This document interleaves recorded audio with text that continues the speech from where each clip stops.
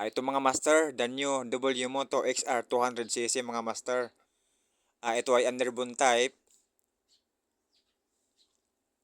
At meron tayong reference na sa Moto Griffin 200cc. So meron itong 200cc mga master, liquid cooled, single cylinder, fuel injected engine. At meron itong estimated maximum horsepower mga master na 19.4 horsepower or 15 or 14.5 kW, and mayroon din itong torque na 17.4 Nm. Mayroon itong featuring na advanced digital instrument panel mga master. So maganda na siya, digital na siya. At meron itong uh, front and rear dashcam system. So advanced na talaga siya, meron siyang dashcam sa harap at likod.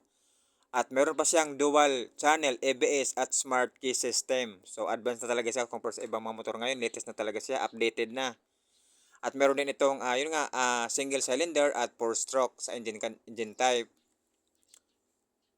At meron din itong full LED setup mga master sa kanyang ilaw. So sa tingin niyo mga master, ito na ba talaga yung tatapos ng tinagurang King of Underbone ng Suzuki na Rider FI? So sa tingin niyo mga master, kaya niya bang sibakin ito mga master ang Suzuki Rider FI mga master? Pero kung sa specs lang mga master, sa kanyang mga features lang, talagang lamang na ito sa mga ibang mga brand ngayon na lumalabas. Kung ito man yung kanyang mga features ngayon mga master, talagang advanced na talaga siya, lamang na talaga siya sa kanyang features. Kung hindi man ito kayang sibakin mga master yung Rider FI na tinagurang King of Underbone, pero sa specs naman niya, sa features naman niya ay lamang na talaga siya. Lamang na siya sa forma, lamang na siya sa features. So ito lang mga master ay nakadepende lang ito sa price, kung abot kaya ba nito ng mga riders natin ngayon, kasi medyo advanced na nga siya. At yung kanyang forma mga master ay maganda na rin yung kanyang forma.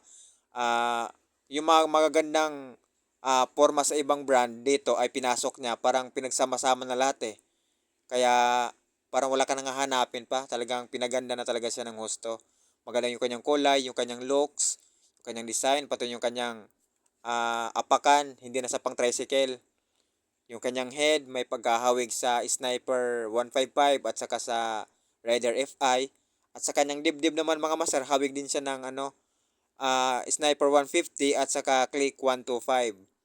Saka sa side may hawig din sa Sniper 150 at saka 135.